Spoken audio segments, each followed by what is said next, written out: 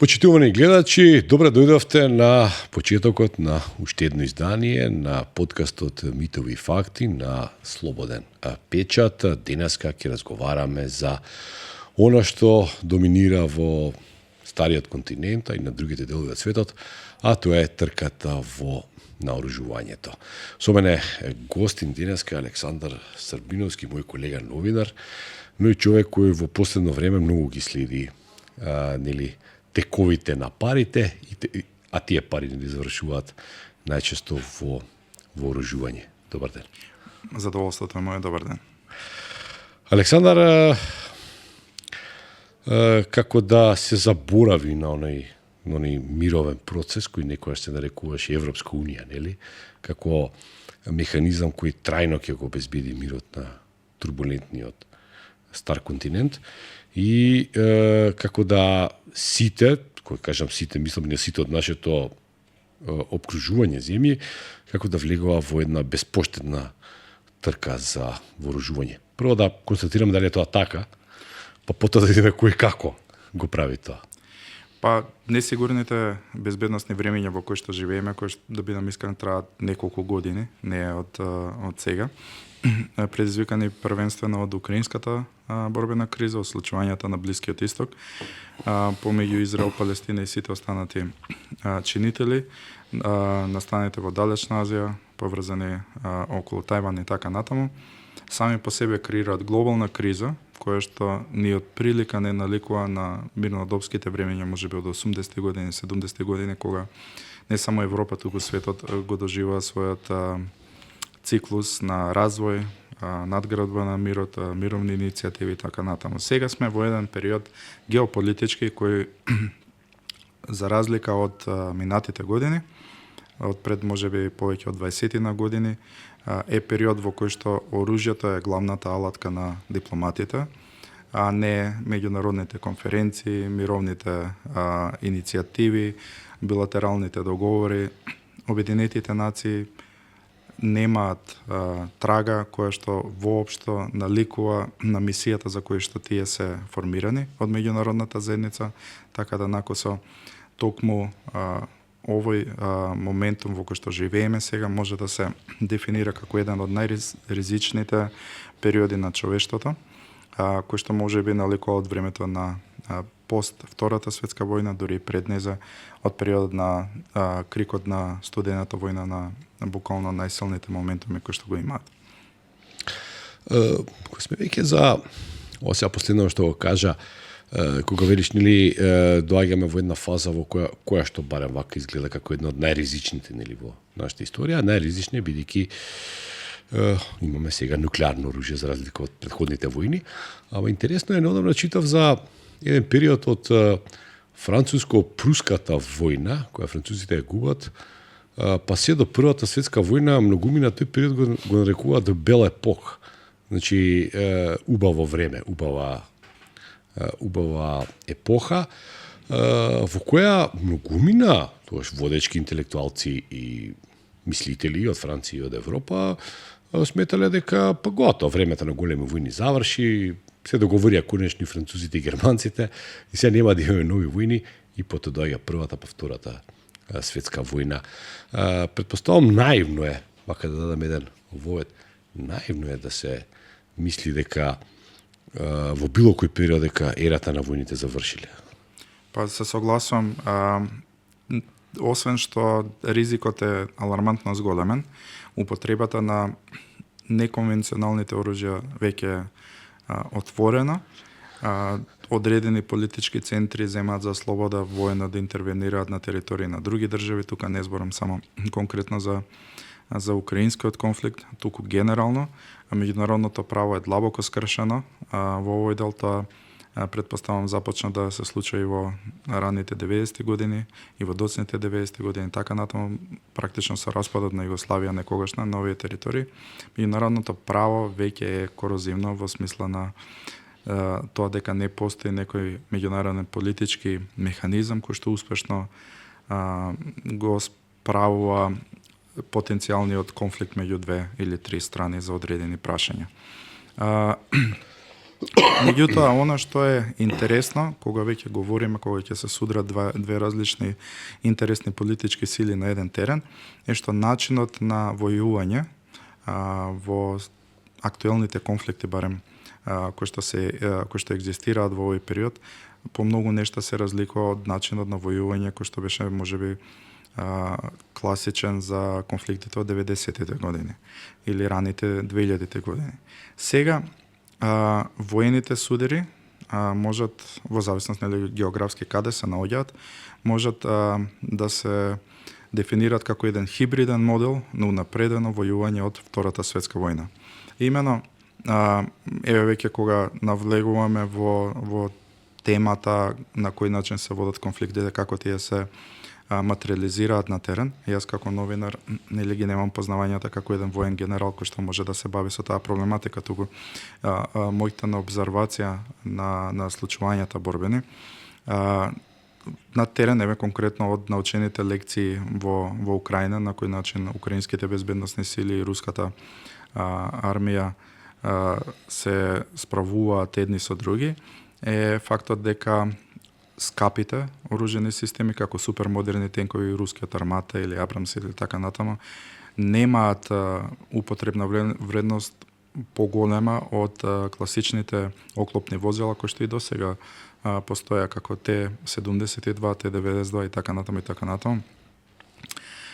Многу лесно и брзо се уништуваат. Дури подобри перформанси понекогаш покажуваат тие постарите. Предпоставувам секој оружје е дизајнирано од инженери за потребните цели кои што треба да ги исполни.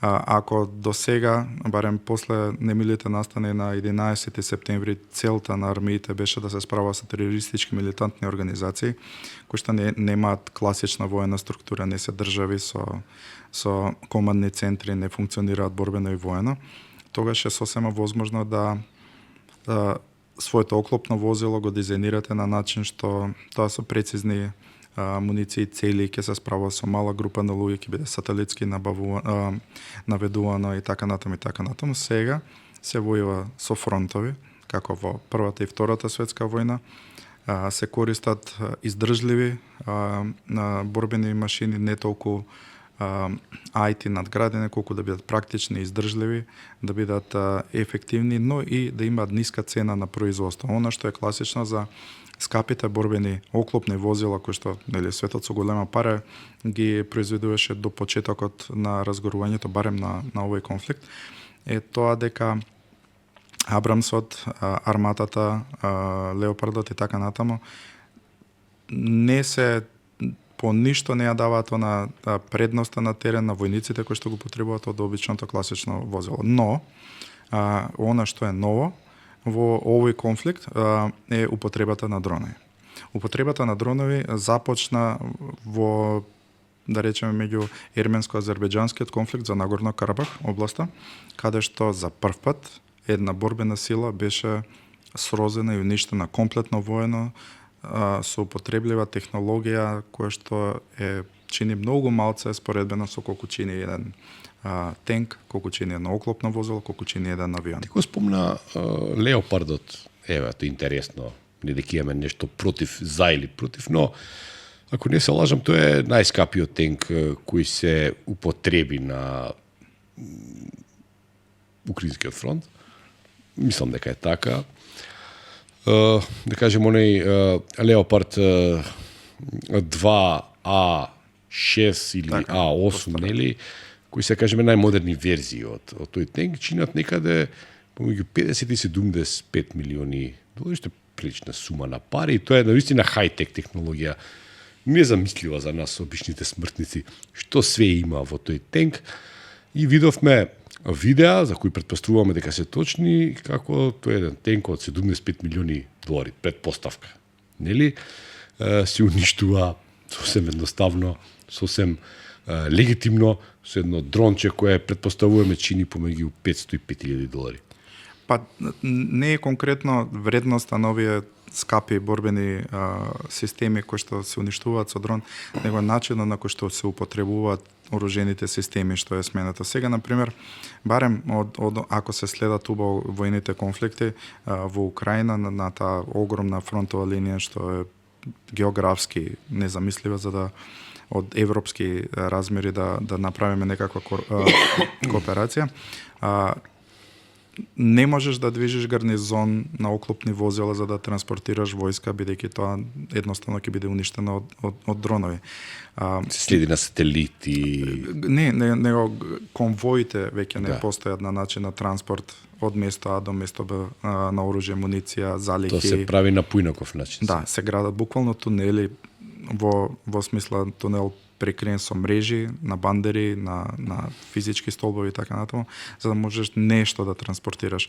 За да нема човечки загуби и материјални загуби и на украинска и на руска страна, групите се движат во помали во број, помали во техника, помали во оружени системи, за да не бидат уништени од неколкуте врсти на дронови кои што постојат.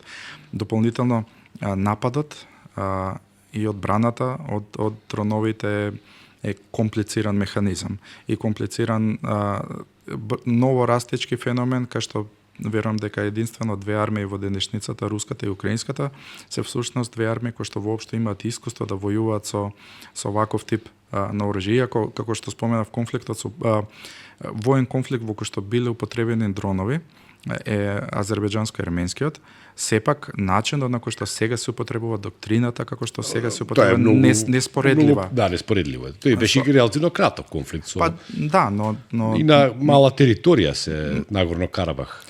Ние сега сме сведоци дека можеме да видиме дека на фронтовите се користат дронови за надгледување на терен, кои што имаат одредена цена, одредена функција и начин, се користат дронови кои што надминуваат, кои што се мини летала, како мини хеликоптери, мини авиони кои што огромни размери во територијални прелетуваат за да се срушат. Тие се некоја ефтина верзија на наведувачки ракети.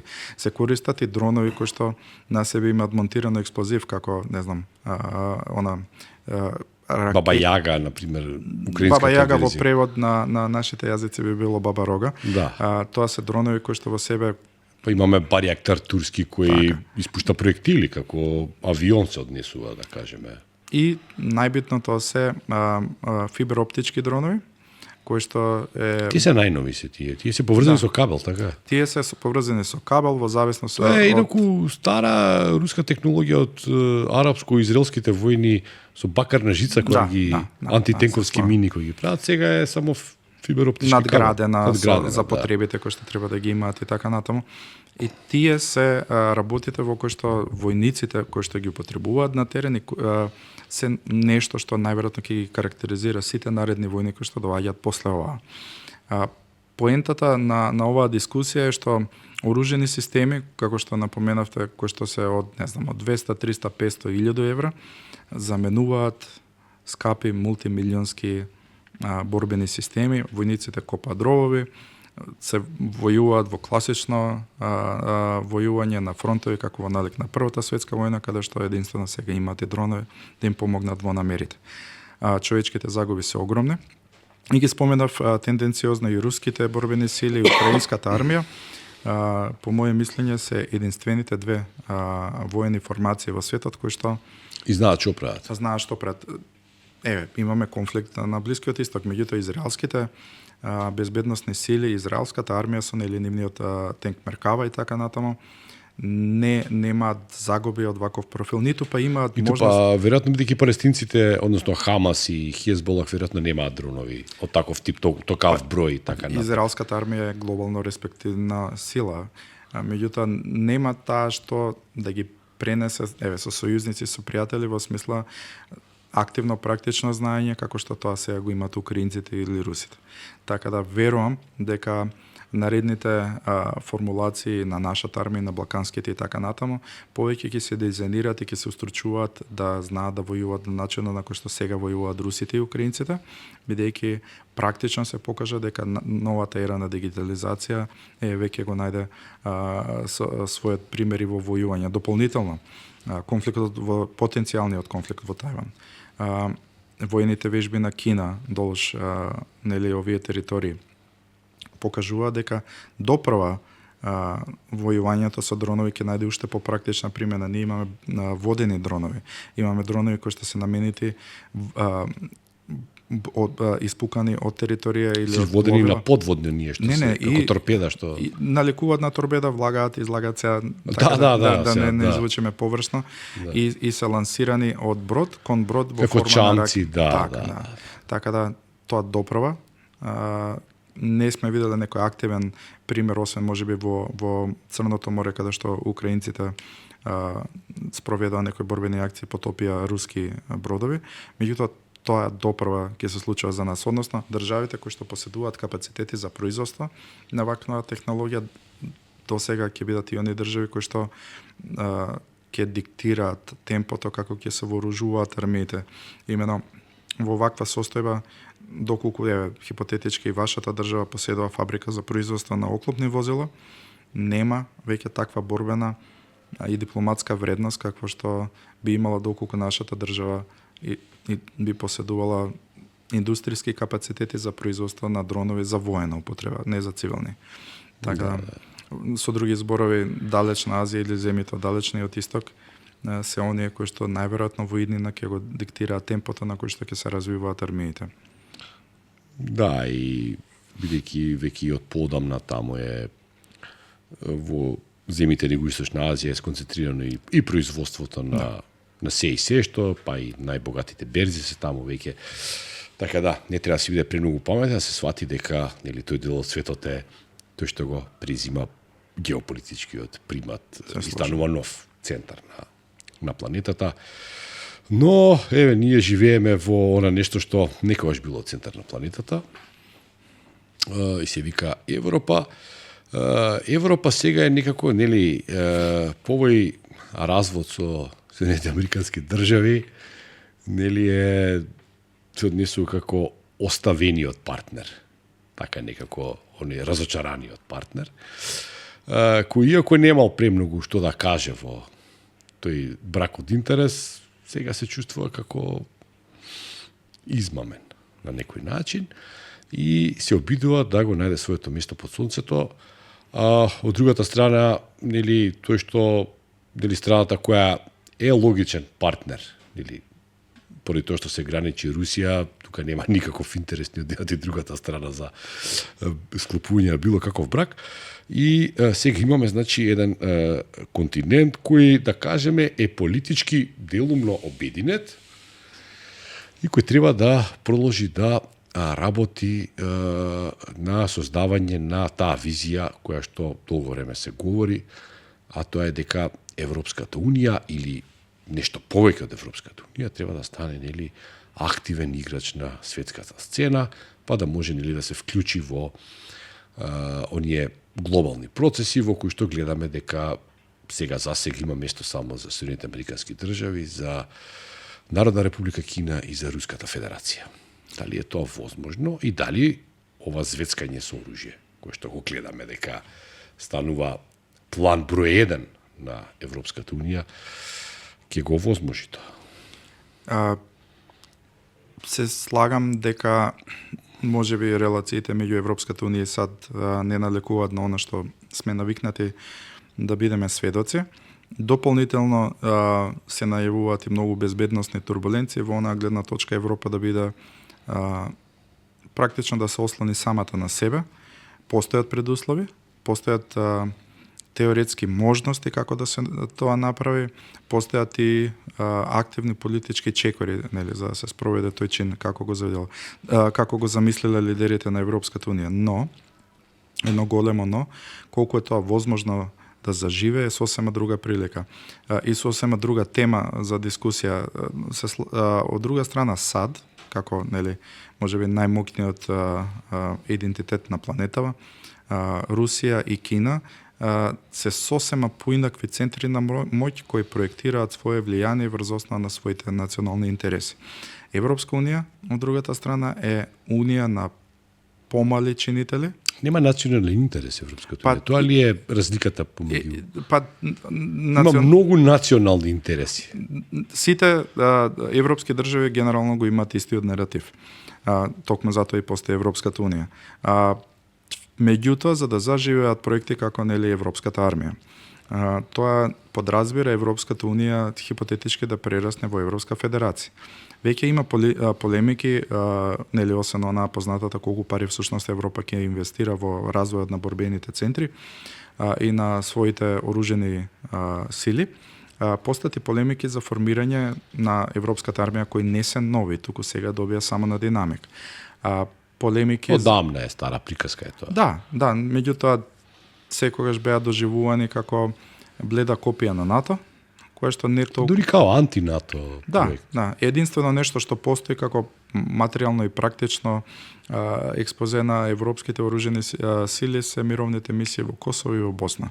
Освен тоа, имаат и постои се извинувам и команден центар кој што лоциран е во Брисел, кој што ги командува ротацијата на мировниците во овие две локации.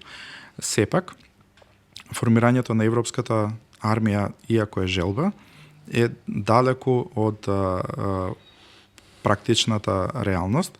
Имено, и постојат неколку публикации кои што веќе ги следам, ги имам прочитано од одредени глобални think tankoви, но тие ниедна од нив не дава конкретен одговор на тоа како ќе изгледа таа структура. Единствен команден центар кој што би бил можеби во Брисел, би го заменил сега наменетиот за мировните мисии, звучи теоретски во ред. Сосема е во ред и е сосема изводливо ако бидејќи нели имаме во Европа држави кои што имаат висок GDP, држави кои што се глобални лидери во економијата, можеби не на нивото на САД или на Кина, меѓутоа сигурно конкурентни, кои што имаат волја и желба нивните држави да инвестираат во безбедна економска клима. И верувам дека и високите суми кои што лидерите на Европска унија ги споменуваат како реалност дека ќе се инвестираат во вооружување се сосема реални, сосема изводливи, но она што недостасува е јасна визија за тоа како би изгледала таа европска армија. Нема механизми како воен Шенген. Воен Шенген подразбира доколку има безбедносен проблем хипотетички во проблем Полска, да се поминуваат граници војската така. Како од Шпанија не само да стигнат без дозвола на државите внатре, туку треба да има одредени шини на пругите со одредени димензии, нели потребни се, јас не сум експерт во тие области, меѓутоа репарација на автопатите што ќе бидат уништени, бродовите како ќе се дистрибуираат и така натаму. И административно е комплициран само тој механизам. Дополнително, еве и тоа да се надмине. Звучи интересно, бидејќи хипотетички, барем на хартија, Европа би имала 1,4 милиони војници. 1,4 милиони да, војници. Тоа надалеку ги надминува и САД, и Кина, и Русија. И сериозно ја пласира Европа на можеби на високо прво место или барем во првите места глобално на безбедносно поле, како тоа би изгледало. Меѓутоа, структурата колку државите се способни и имаат желба своите оружени национални армии да ги предадат, не знам, да ги командува некој од Брисел, да не го чуваат националниот интегритет на државата од кој што потекнувате, се уште е дискутабилно. Тоа не постои за сега како механизам. Прочитав поодамна, бидејќи ова е стар идеја, нели? Да. Како би изгледала таа хипотетичка европска армија, нели? И на едно место најдо вели единствен најблизок преседан. Бидејќи имало и други таков тип на армија, но најблизок преседан е армијата на Австрија и на Австро-Унгарија подосна, која е многу јазична, многу национална, нели, армија во која што, да кажеме, ние десетари морале да ги говорат јазиците на сите нивни војници. Значи сега таму имате нели срби, хрвати, унгарци, словаци, чеси, руси, па германци, па Да. широка една ова и вели таа армија на пример се Австро-Унгарија, на голема империја, една нели просперитативна земја и културолошки и во секој друг облик, но е вели таа армија нема славна битка што ја добила. Австро-угарската армија.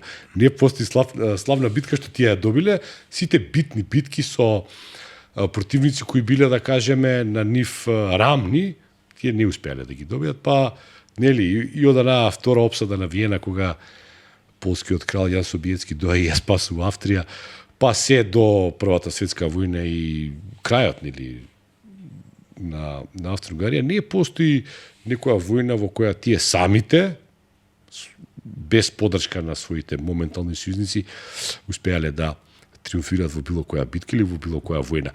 Сега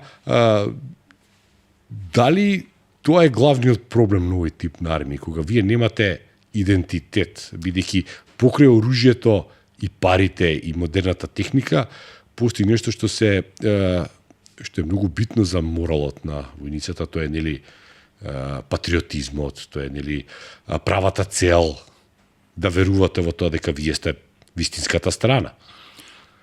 Се согласувам, меѓутоа, за жал нашата држава не е составен дел од Европската унија, па не би можеле лично да сведочиме, но постои европски идентитет не национален, туку постои униски идентитет, лаички кажано. Вредностите европски не се олицетворение, например, на одредена влада што раководи, меѓутоа граѓаните од Европската унија генерално имаат заеднички консензус, барем за некои прашања. Начинот на кој што оваа европска армија би комуницирала е, барем судејќи според публикациите и истражувањето, и скоро извршив едно интервју со еден мој колега од Грција, е англиски. Англиски денеска говорат огромен дел од европското население, нема никаква логика дека некој досега би учел германски, француски или не знам. Англиски ќе се издаваат наредбите. Се унифицирана нека командна имаат среќа структура. со романските војници, со унгарските војници. Се надевам дополнително таа посакувам многу среќа во издавање на наредби. Структура на војната армија е замислена да функционира и со војници од Западен Балкан земјите, односно или од региони кои што не се делат. Значи можеме и ние тука да влеземе во со доделување на така наречено европско државенство, кое што во моментот не постои, се уште нема некоја јавна дефиниција што би значило тоа во иднината, така хипотетички темелите се поставени така. Колку тоа на крајот на денот ќе биде воено изводливо е сосема друга работа. Замислено е барем од публикациите кои што нели се уште новост, ги работат луѓето, се уште ништо од тоа не е влезено во државните политики на спроведување, повеќе замислено заштита на источните граници на Европа од потенцијалните агресори. Тука отворено, препознатливо. Тука се кажува Русија нема, тука ракавици никакви. Да, но например на Кина онака се премолчува, нели? На конференциите на НАТО и во НАТО документацијата, кој што претпоставаме и Европската унија ќе преземе голем дел од тој колач во смисла на драфтање на своите национални стратегии, влегува и Кина како опонент на идеолошките, ако ништо друго, мотиви на кои што Европската заедница би ги формирала своите оружени сили. Се на се, да сумираме еден комплексен механизам кој што нема никаква практична употреба досега, меѓутоа потребата за негово постоење е несомнена. И верувам дека европските лидери не би ги потрошиле своите пари, не би ги ризикувале животите на своите граѓани доколку не постои крајна неопходна вредност тоа да се случи. Има и една друга теза која што исто така неодамна ја прочитав, вели вистинскиот мотив за покренување на ова нели масовно вооружување на европскиот континент пред се на земјите од Европската унија не лежи толку во потребата да се војува или да се брани, туку постои вистинска потреба да заспаната европска индустрија се даде некаков инпут. Значи, ако веќе не се произведуваат толку возила, автомобили или како што рече ти на почетокот, не се цени веќе цивилната индустрија толку, туку се цени нели на војна индустрија, тогаш сега наместо не знам да правиме Мерцедес да прави автомобили, ќе прави не знам некакви други возила, војни возила, камиони, војни камиони, нели принципот е ист, но Па, намената е различна, нели? Втората светска војна е сведок за тоа дека германската автомобилска индустрија практично сите брендови, нели, произведувале своји своји борбени орудија, мотори. Па и француската, значи, сите. не е ништо различно. Сосема е логично тоа да се очекува и да функционира во тој дел. Rolls-Royce и денеска прави едни од најдобри мотори за млазни авиони, значи не е тоа. Дури не ни го напуштиле тој дел. Прашањето е колку таа индустрија има издржани борбени искуства, не само во минатата војна што трае веќе 4-та година, можеби од 2014, тоа е декада, повеќе од декада. Од првите конфликти во Донбас, така? Да. Но говориме, например, колку воопшто некоја европска фабрика може да се споредува со фабриките во сад под фабрика, мислам на компанија како Lockheed Martin и така натаму, кои што всушност има летала кои што се борбено докажани. Секој, предпоставувам... Добро, има и во Европа борбено докажани летала, како да кажеме Рафал од француски е еден од најдокажаните борбени авиони во светот. Рамо до рамо со... Прашањето е на која сериозна борбена на која сериозна борбена група се спротистава. Едно е да постојат хибридни борбени, конкретно за француската армија, едно е кој што патем не завршија добро за борбените сили во Франција, во Африка. Значи, француските борбени сили од ним разбирливи причини беа присутни долги години. Но се појави оние од Вагнер. Веројатно тоа беше доволно да се разбегаат. Па хипотетички тоа, меѓутоа САД борбени прекалени платеници. Борбената армија на САД никогаш не прекинала во развој на своите оружји, во практична примена на нивните оружени системи. Неспоредливо, Русија денешна ниту е одраз како изгледал Советскиот сојуз, ниту па може да биде наследник.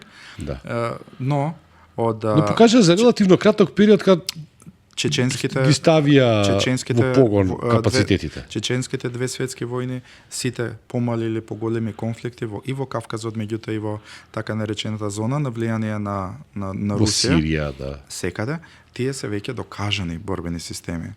Европејците немаат со што да се пофалат во тој дел. Токму затоа сум скептичен во оној дел.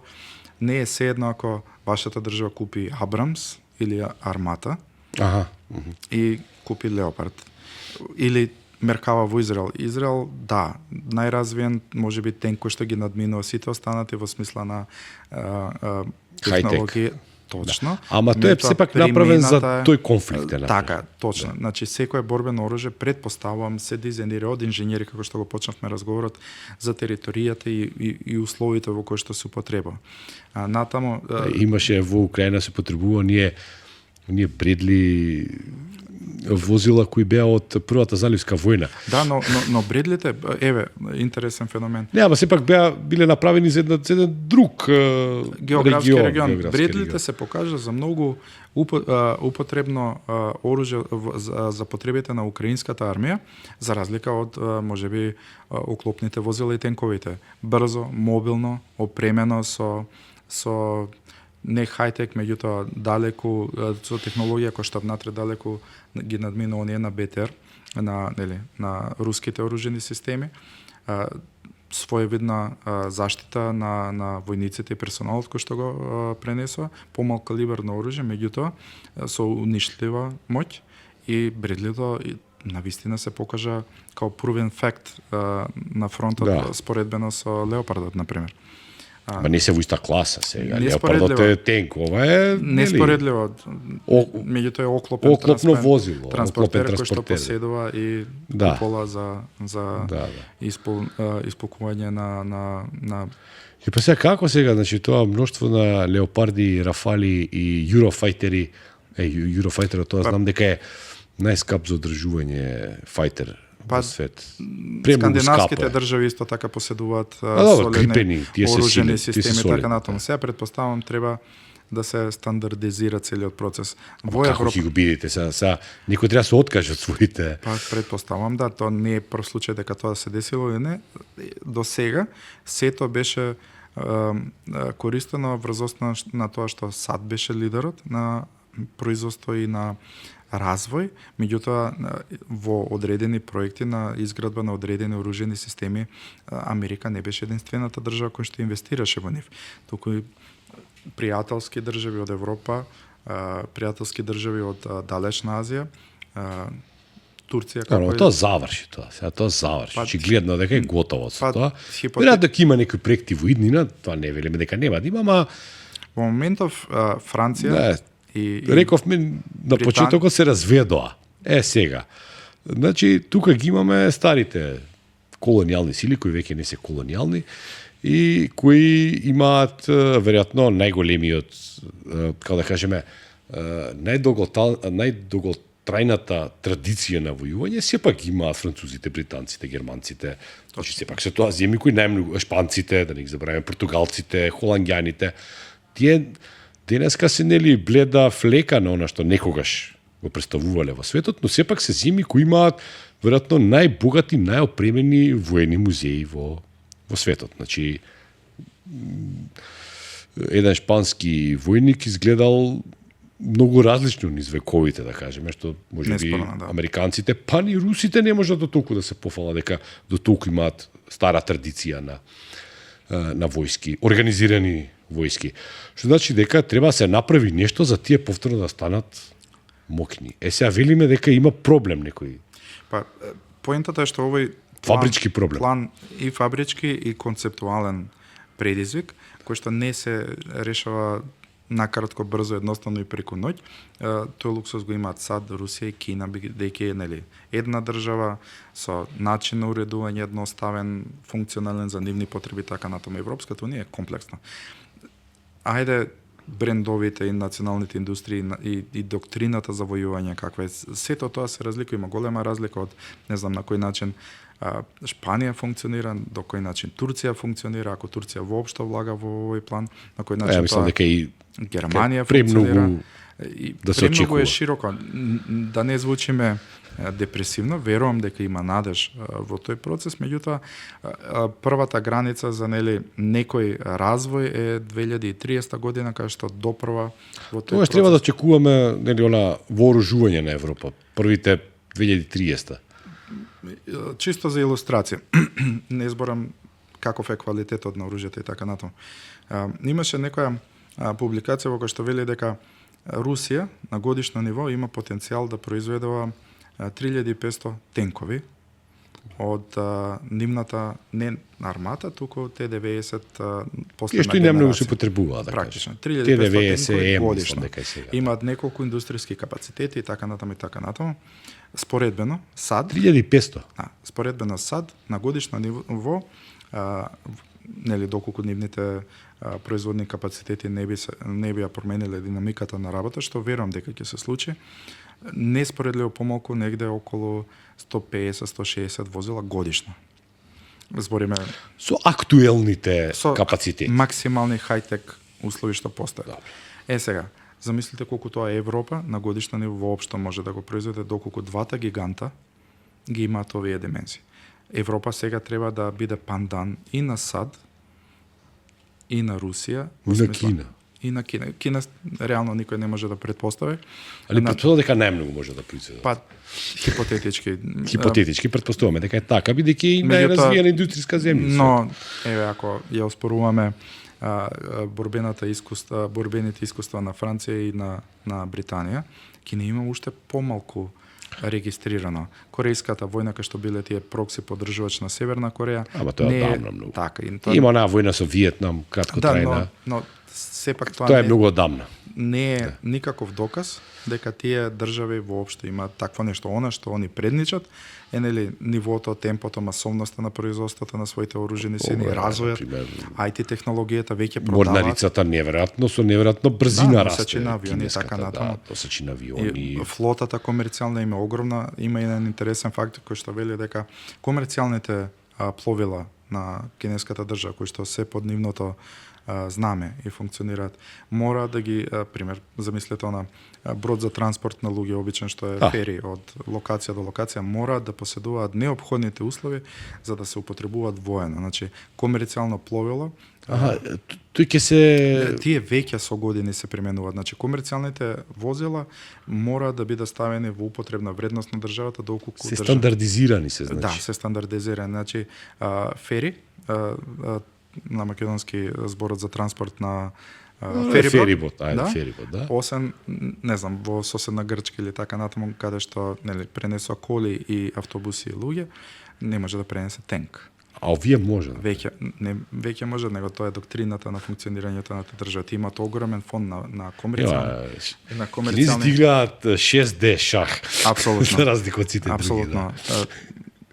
Тие се најголемиот производител на дронови, кои што истовремено се продаваат и на руска и на украинска страна. Ама нека Украина производи во делови ги продаваат на двете страни. Неспорно, но тоа што тие го поседуваат, нивните возила се ги надменуваат и самите капацитетни производители на цивилни возила во Европа. Можете да замислите кога е за воена употреба, така да не е воопшто наивно. Тоа го говориме за нив, а воопшто ништо не знаеме за нив, да бидеме реални. Не се транспарентни, немаат никаква потреба ни да бидат. Не ни продаваат живеат оружје. во свој воен екосистем кој што е... Инаку ние нивни борбени авиони се неверојатно добро, ние сега добро, ајде, не биле проверени, тоа можеме иначе, ние J11, J22, тие се според цена перформанс, ја мислам и најдобри за земји како нашите од нашите. Јас повеќе би го представил моментот дека Кина успеа да ја претрка САД во промовирање на борбено летало од 6-та генерација. Да. Тоа е алармантен податок, кај што Москва и Вашингтон сега имаат интерес, верували или не, да бидат заеднички геостратешки поврзани, иако беа во конфликт во Украина, за да се спротистават на Кина. 6-та генерација летало. Так. Трамп најави... Може Вашингтон и Москва да ги сравни со земји, овие да не го ни видат. Практичната употреба на тие летала воопшто не е позната како тоа би изгледало, како тоа некоја... Но е алармот е вклучен. Потек САД потпиша договор за развој. Трамп, од 6-та генерација летало да се развива во САД, што значи далеку каска, а веќе во Кина тоа е функционален модел што лета, не знам каква е борбената употреба, Русија воопшто не поседува такво летало, можеби као скица, можеби као некој развоен систем. Претпоставувам има некој развоен систем, да. Меѓутоа, русите често пати се критикувани дека своите оружени системи ги предимензионираат во смисла на проекции, на можности, на капацитети, но кога ќе дое конфликт на употреба, далеку паѓаат нивните капацитети. Хипотетички говориме, хаубица може да испука на толку и толку километри, такви гранати со таква брзина, меѓутоа во фронтот тоа не е така. За разлика од САД, каде што, велам, ради нивната борбени искуства буквално не постои декада каде што тие некаде во светот не војувале. Кај што не извезувале демократија. Добро се. Тоа е еден таков момент каде што не постои декада каде што тие после Втората светска војна воопшто прекинале да војуваат со некој. Дополнително, не постои конфликт во кој што тие борбено не победиле, сега не говорам дали тие потоа задржале својата моќ на одредена територија или не. Но во некоја непосредна битка, да. Да, тие се добро, ми некако внимателно ги бираа противниците, сега да бидеме реални. Ајде. И сега малку од глобалното да дојдеме во регионално. Значи, од перспектива на едно многу турбулентно време, каде што ние сменивме име за да влеземе во НАТО, или во Северноатлантскиот Северноатлантската воена алијанса, во која станавме нели полноправна членка, утринава буквално не ме шокираше, многу ме заинтригира веста во која се цитира изјава на еден косовски министер кој вели дека Бугарија се приклучила на воениот сојуз на Косово, Албанија и Хрватска и дека е формиран некаков нов воен сојуз на Балканот, кој треба да биде некаква противтежа на воениот сојуз на Словачка, Унгарија и Србија. Сега да прашам и дури имаше и некој коментар за кого Македонија ќе се определи, за кој сојуз. Сега да кажам дали треба да смениме уште нешто друго за да се приклучиме на некој од овие сојузи и дали уопште е ова нормално. Значи, при здраво и право НАТО, спориме за некаква европска армија, имаме сега два нови сојуза, кои...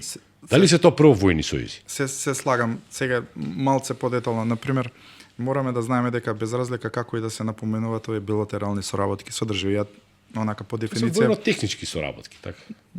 Тука се подразбира, предпоставувам, не сум ги видел конкретните договори да можем да ги анализираме, меѓутоа тоа се соработки на разузнавачки служби, воени, на безбедносни механизми, во склоп продавање на оружје. Ете така.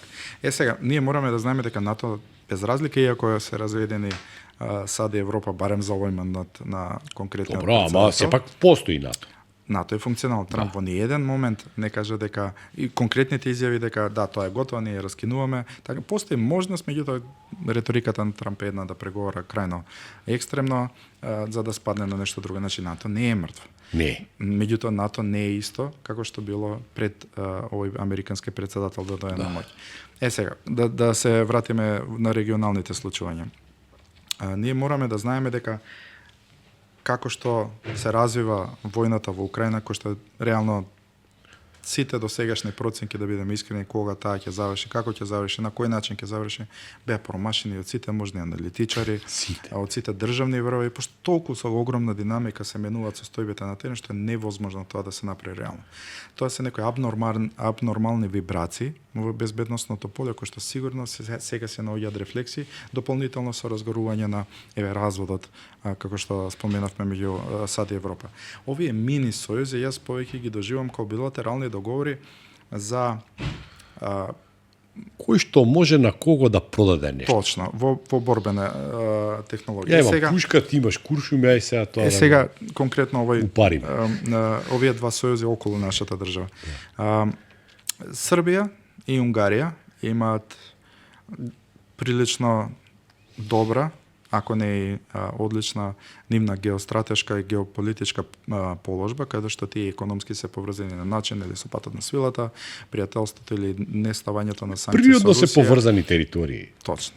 Дополнително, политичките елити кои што тие две држави ги управуваат во овој момент Многу се блиски. Апсолутно, дури многу блиски е благ термин да се каже. Да. Географски има логика тоа да постои како пандан на најавувањето на Бугарија да влезе во сојуз за вооружување на Албанија, Косово и така натаму. Да бидеме искрени, хрватската наменска индустрија за производство на оружје ни по ништо не наликува на она од времето на некогашната Југославија. Не дека Хрватска нема своја индустрија, меѓутоа капацитетите за производство се мали, се сведени на производство на лесно формацијско вооружување. Има добри пушки, добри пиштоли. И тука завршува приказната. Да, и муниција може да приседа. Да речеме да. Бугарија од друга страна е далеко посериозен играч на таа тема.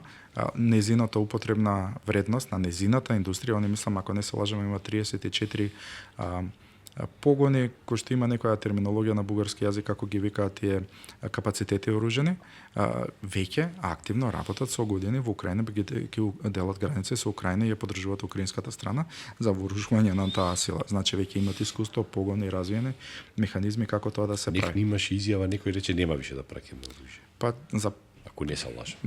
Тоа се политички одлуки на тој државен врв. Од друга страна, ама еве 4 години, ако не и повеќе, не 4, 10 години спреќа. Соседна Албанија и Косово не се во состојба да производат оружени системи, ниту ги имаат капацитетите, ниту го имаат знаењето, ниту пак буџетите се дизајнирани на тие две држави за тоа да го сторат. Она што може да го направат Бугарија и Хрватска, доколку тоа навистина се случи, зборам не како воен сојуз, туку да ги искористат добрите релации кои овој документ им ги понуди за да ги вооружат и односно да ги извезат своите продукти во овие две земји. Меѓутоа, не е така едноставно некој да го вооружи Косово во смисла на меѓународните договори кои што важат додека трае процесот за преговори со Белград. Така да тоа е тешко изводливо од милион практични можности сега да не навлегувам. Дека ќе се случи конфликт некој меѓу некои два балкански сојуза, билатерални документи од едната страна Бугарија, Хрватска, Албанија, Косово против Србија, Унгарија, Словачка и така натаму е тешко да се мислам дека нема на граница со лудост.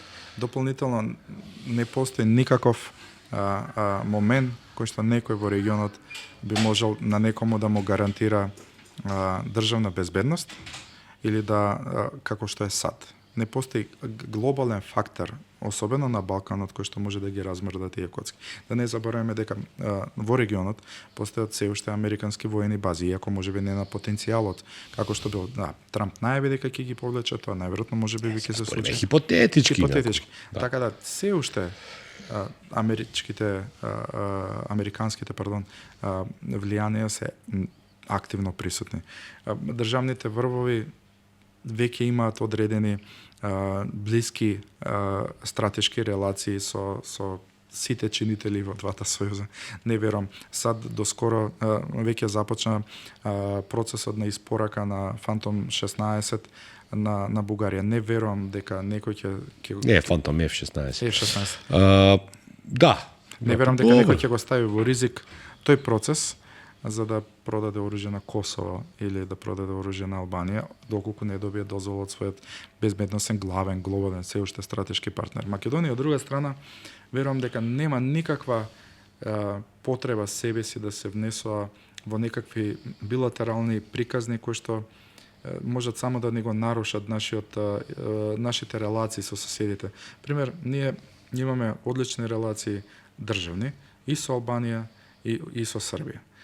Освен народот што живее во оваа земја, кој што има културолошки фамилиарни врски со сите соседни земји, самата приказна по себе е непотребна да се внесеме во тој процес. Дополнително кај е загрижувачка состојбата. Лаички речено, ние треба да го правиме тоа што најдобро го знаеме, односно да не направиме ништо. Ние си го имаме договорот за стратешко партнерство со САД од 2008 година. Тоа треба да е нашата Библија во делот на безбедност и натаму, а државниот врв за сега барем солидно ги воспостави релациите со новата администрација во САД во овие тешки времења за геополитиката. Значи ние имаме пример кој што е присутен во сите глобални политички трендови, особено во оние во САД, така да не верувам дека доколку се најдеме во состојба од некого да купуваме оружје, сигурно нема да го купиме од Хрватска или не знам од Бугарија. Тоа е САД. Дополнително уште еден проблем што не уште еден проблем, уште една етапа на овие сојузи. Ти кога откупуваш како држава оружени системи од одредена земја, на пример конкретно можеме да го земеме случајот за Хрватска која откупи војни летала од Франција, а и Србија истовремено. Ти градиш со таа држава тесни дипломатски, економски и политички интереси. Тие летала, возила треба да се сервисираат, треба нивни војни инструктори да ја обучат вашата воена армија, треба да се школуваат ваши војници во нивни образовни центри. Значи тоа не се случува преку ноќ. За волја на вистината, што можат на пример бугарите или хрватите да ги обучат своите колеги во Албанија или во Косово за начинот како би се употребувале некои пушки или пиштоли. Тоа е нонсенс. Верувам дека повеќе овие воени сојузи се осен пазари, некоја хипотеза и хранење на гласови на националисти во одредени центри, немаат никаква практична воена употреба. Дополнително, споредено од бившата наменска индустрија на Југославија за производство на оружени системи, единствено Србија е таа држава што и натаму продолжи во дури да ја развива на капацитетите кои што до сега постоеле. На старата југословенска држава. Чисто како тривијален момент Македонија, 92 година се зема. Тоа сакам на крајот и за Македонија да се зема како момент кога ние воено сме, независни од Југославија, значи една година подоцна нашата вистинска независност.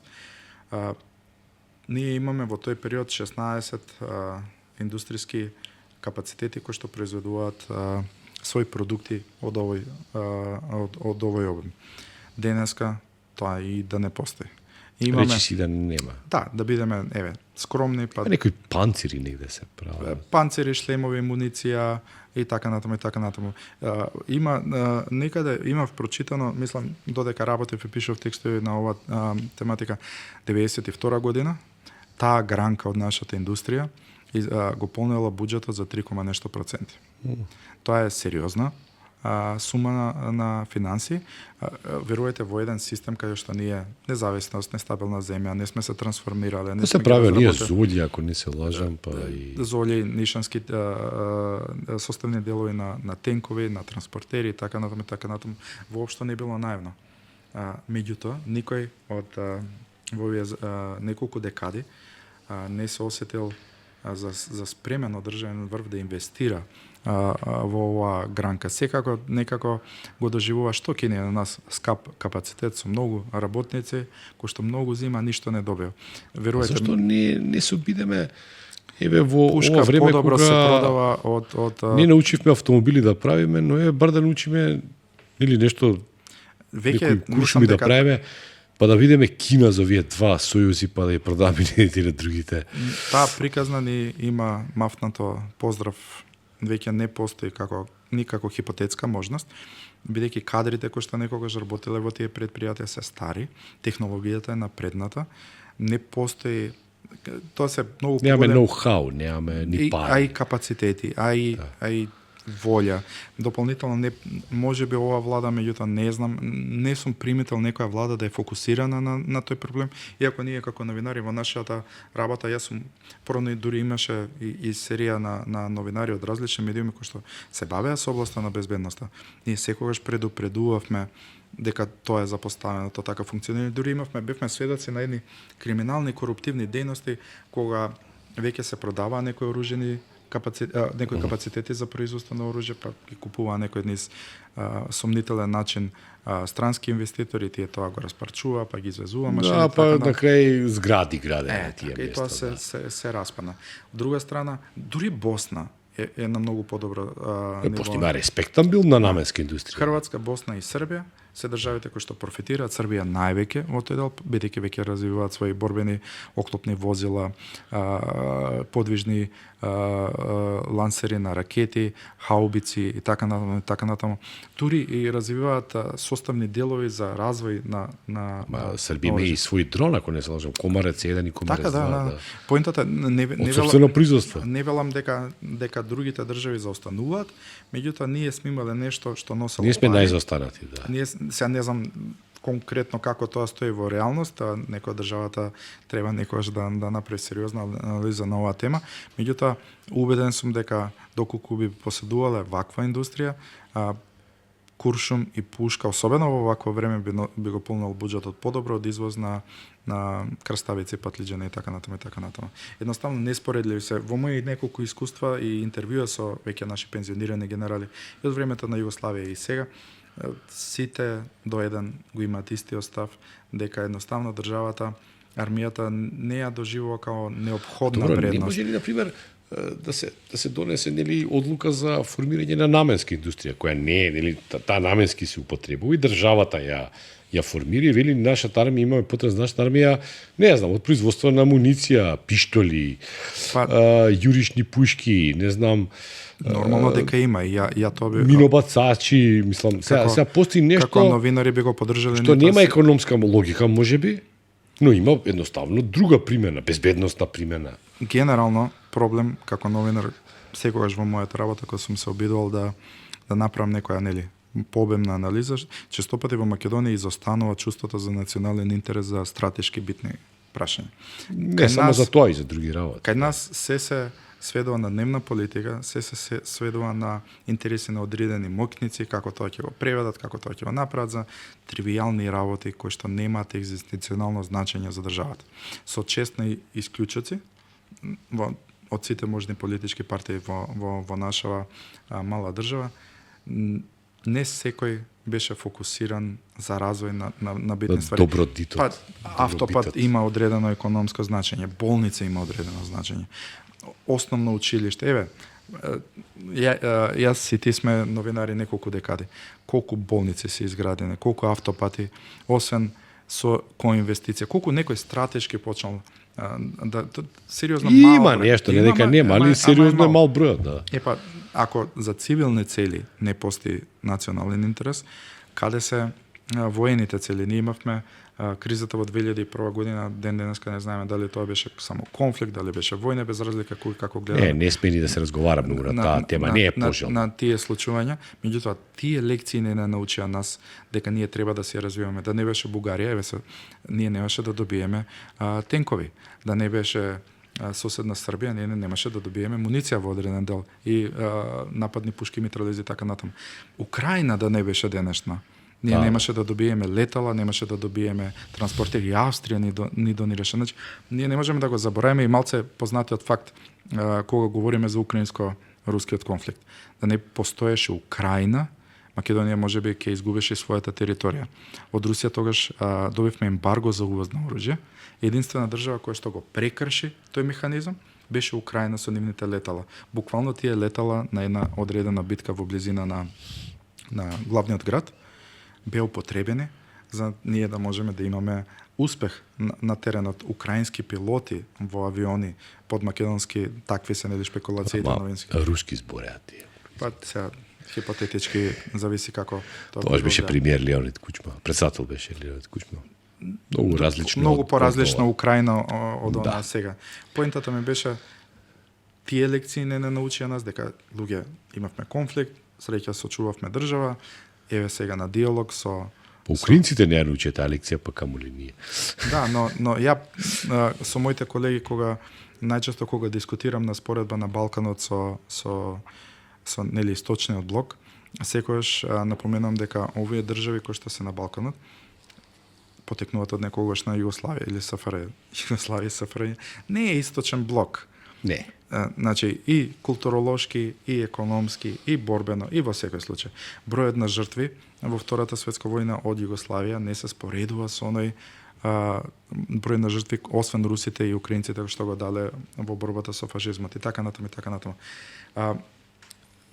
Токму затоа и идеолошки и политички секогаш ние треба под ние, мислам на државите од регионот, треба да се издигнуваме за нијанса повеќе од оние во Источна Европа, иако нашите економски капацитети и општествени веќе не се на нивото какви што биле во Југославија. Сега сме практично девалвирани под цртата на она што, не знам, нашите родители или ние сме живееле во таа земја.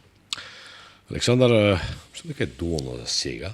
Оставиме нешто и за некоја идна прилика, бидејќи со големо темпо се развиваат нели настаните, па можеби за некои 6 месеци ќе зборуваме за некоја нова реалност. Апсолутно. Која што, да кажеме, и ќе нема многу врска со ова што денеска, нели, па затоа да ставиме нели некој неизбројан куршум, можеби некој тенк некаде каде што нуклеарно некој оружје. Нуклеарно некој, затоа и не би сакал да разговарам за нуклеарното оружје, бидејќи тука нема некоја особена тактика, иако и тука сака да се пофалат нели генералите дека не знам ваква тријада, онаква тријада. Кога е во прашање нуклеарното оружје, тогаш сум напрасен пацифист. Благодарам многу за ова твое гостување. Ви благодарам и на вас за повикот и тука сум и во наредна прилика. Поштовани гледачи, тоа беа Митови и факти со Александар Србиновски. Пријатно.